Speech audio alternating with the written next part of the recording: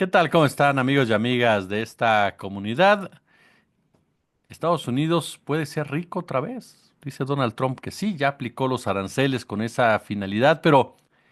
¿qué pasa en Estados Unidos? ¿Qué pasa con Estados Unidos? ¿Qué pasa con el mundo? ¿Cómo recibe el mundo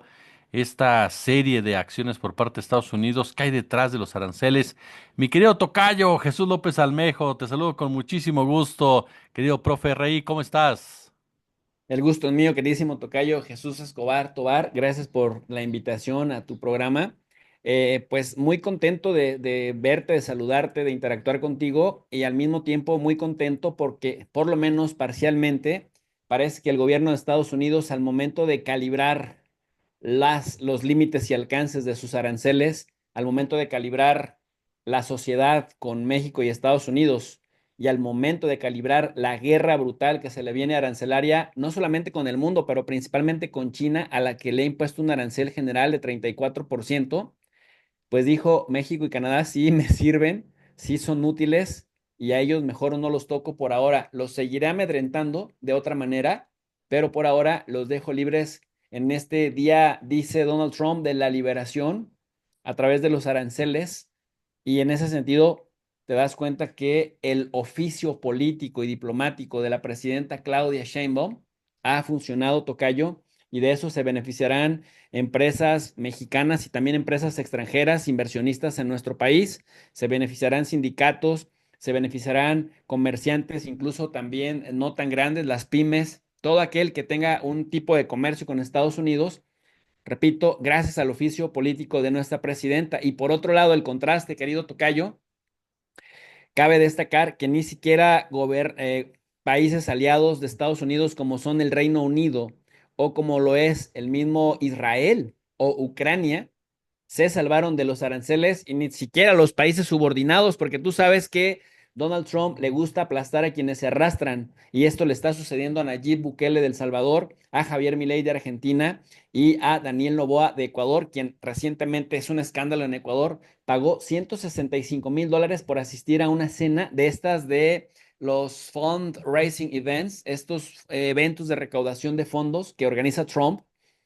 y que se tomó una foto, dicen ellos, la foto más cara de la historia del Ecuador, porque ni siquiera hablaron de nada, ni siquiera fue una fiesta formal. Nada más faltó que le apareciera el perejil en los dientes a Donald Trump porque estaban cenando y Noboa y su esposa fueron a tomarse la foto y después regresaron diciendo que aunque no podían hablar de todo lo que habían platicado con el presidente Trump, le habían pedido ayuda para temas de seguridad y a cambio Donald Trump había aceptado, ya sabes que están con el plan de poner bases en las Galápagos,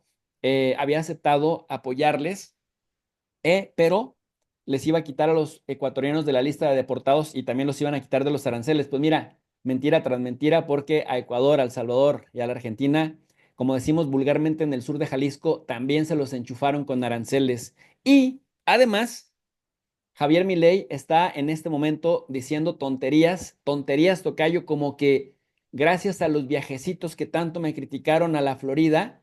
somos uno de los países con los menores aranceles. O sea, mira qué sinvergüenzada. O sea, sí me pusieron aranceles, pero me demostró su amistad porque nada más me pusieron el 10% de aranceles. Y el Clarín, que históricamente favorece en la crítica a Macri y a Javier Milei, pues hoy dicen, pues ahí va de arrastrado Javier Milei volando a los Estados Unidos para tomarse una foto de premio de consolación con Donald Trump y también para que les ayude en la gestión con el Fondo Monetario Internacional, porque quiere volver a endeudar a Argentina, el economista brillante que decía que iba a sacar de la pobreza a los argentinos con el Fondo Monetario Internacional. Eso te habla pues del oficio político y de la visión política de la presidenta mexicana, pero también del grupo que la acompaña, Tocayo. Oye, ese punto que mencionaste, totalmente de acuerdo contigo en el papel de la doctora Claudia Sheinbaum. Y preguntarte también, mencionabas lo que se le viene, es decir, se viene una situación, digo, el mundo ya es distinto, no creo yo que China se quede quieto. ¿Y cómo crees tú que va a ser la reacción precisamente de China en todo este escenario y cómo va a impactar en este nuevo ecosistema mundial, oye? Mira, China aprendió de los aranceles del año 2018 precisamente frente al mismo Donald Trump. China empezó a diversificar sus mercados de exportaciones, es decir,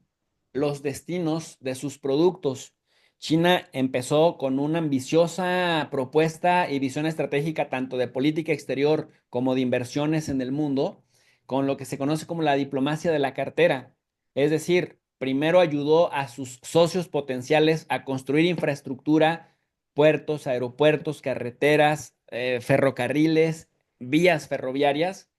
para que esos potenciales socios les perdonó la deuda externa, por ejemplo, a los 14, o la deuda bilateral con China a los 14 países más pobres de África, por mencionar algo tangible. Y entonces después invirtió en esos países con acuerdos de ganar-ganar, de tal suerte que les ayudó a crecer y ahora esos países en África, en la misma Asia y en América Latina, el caso, por ejemplo, del mismo Salvador, de Nicaragua y de Perú, con este puerto gigantesco de Chancay, que les ayudó a crear infraestructura, les ayudó a potenciar su mercado interno y ahora los convirtió en destinatarios o en destinos de sus exportaciones, de tal suerte que Estados Unidos pasó a ser el primer destino para China a solo representar el 30% de las exportaciones chinas, de tal suerte que los aranceles tendrán un menor efecto en 2025 para China de lo que tendrán o de lo que tuvieron en el año 2018. Pero China le está arrebatando socios comerciales porque China en este momento ya alcanzó a Estados Unidos en este título que no es nada más nobiliario, el de primer socio comercial de la mayor cantidad de países en el mundo. De tal suerte pues que ahora Estados Unidos tiene una competencia brava, pero China tiene una ventaja, que mientras está sacando la cartera para invertir en los países que son sus socios, Estados Unidos está haciendo lo que vimos ahora, fanfarronear, mostrar la cara más nefasta del capitalismo que decía Lenin hace 100 años, la fase más visible del capitalismo es el imperialismo, es decir, imponer, monopolizar y además, pues sancionar, de tal suerte que mientras los socios de China están contentos de esa sociedad, los socios de Estados Unidos hoy en día no están coléricos, tocayo, lo que le sigue. Oye, ¿y hacia dónde nos lleva esta guerra comercial, querido tocayo? ¿Hacia dónde? Se habla mucho del rearme de Europa, se habla también de que China construye este complejo militar más grande que el Pentágono. Eh, ¿Hacia dónde nos va a llevar esta guerra comercial? Mira, la militarización viene por default con el tema de Ucrania. La militarización viene justamente con una exigencia que Donald Trump le viene haciendo hace tiempo a Europa con el hecho de, si ustedes no gastan más en defensa, nosotros no vamos a protegerlos a través de la OTAN, en primer lugar. En segundo lugar, con el tema de ustedes se tienen que encargar de Ucrania y nosotros tenemos que encargarnos de otro rival que por ahí nos está haciendo, pues nos está haciendo mella, que es China en el tema de Taiwán, que precisamente este mismo 1 y 2 de abril China en una operación que suele hacer año con año, en un ensayo con armas reales, con un operativo de una guerra real, rodeó a Taiwán simulando ataques a puertos e infraestructuras de esa isla, a su protegida, mientras que China lo considera una especie de tocayo de advertencia a los separatistas de Taiwán. La verdad, Estados Unidos no encuentra su lugar en el mundo y cuando no puede a las buenas, pues lo quiere hacer a las malas. En el caso de Taiwán, pues Taiwán es cierto que históricamente es respetado como un territorio autónomo, pero es un país, dos sistemas. Es decir, China le tiene tolerancia a que tengan un sistema capitalista, un sistema político regional, pero dice, pero eres China, no eres un país independiente y solamente 14 o 15 naciones y sobre todo los más pequeñitos, tocayo, Lesoto, por ahí hasta hace poquito Honduras, Guatemala, le reconocían Nicaragua, hasta que poco a poco han ido cambiando su Lesoto en África, que está en medio ahí de Sudáfrica, es decir, casi Paraguay, ¿no? Países simbólicos a los que, bueno, China ha ido siempre poniéndoles, pintándoles la raya. Si me reconocen a Taiwán como China, les pongo pues una inversión importante, les construye estadios de fútbol, etcétera, etcétera. Y con Estados Unidos ese es el acuerdo. Mientras tú reconozcas que es un solo país, aunque tengamos dos sistemas, no habrá problema. Pero en la primera administración Trump, Trump amagaba con reconocer a Taiwán lo que sí es una línea roja para China. Y recordarás que en la época de Joe Biden, Nancy Pelosi casi comienza la Tercera Guerra Mundial justamente por ir a Taiwán en un momento en donde China estaba haciendo ensayos con fuego real. Entonces, China se viene de frente, pero no solamente se viene de frente en lo económico, China se viene de frente en lo tecnológico, se viene de frente en lo militar, se viene de frente en lo diplomático, es decir, cubre todos aquellos vacíos que va dejando Estados Unidos, porque si hay algo que está caracterizando a Trump desde su primera administración, es lo que se conoce como el aislacionismo del siglo XX, es decir, replicando la política de hace 100 años y dice Trump que eso es hacer grande a Estados Unidos otra vez. Ahora, ¿qué más se viene en el plano económico? En el plano económico, tocayo, se viene una inflación. Es decir, porque estos impuestos, ya lo hemos dicho en otras ocasiones, en realidad es un impuesto que al final va a terminar pagando el usuario final. Es decir, de aquellos productos que los países le vendan a Estados Unidos con este arancel del 25% en algunos casos, 10% en otros, 19, 30, 40% en otros, las empresas pues lo pagan originalmente, pero después le aumentan el precio de ese producto y el usuario final, el consumidor final, termina pagándolo. Entonces, ¿cuál es el problema? Se desaceleran las exportaciones a Estados Unidos. Esto va a incentivar a que se reduzca la producción en los países que normalmente le exportaban. Va a generar que el usuario en Estados Unidos, el consumidor final, pues pague las cosas más caras, pero que vaya a haber escaseo de productos que anteriormente en Costco, en Sam's Club, en Walmart, ahí disculpan por mencionar las marcas, pero que le representaban a los estadounidenses, pues lugares en donde podía encontrar al mundo la globalización en tan solo un espacio. Ahora van a escasear esos productos, los que encuentren van a ser muy caros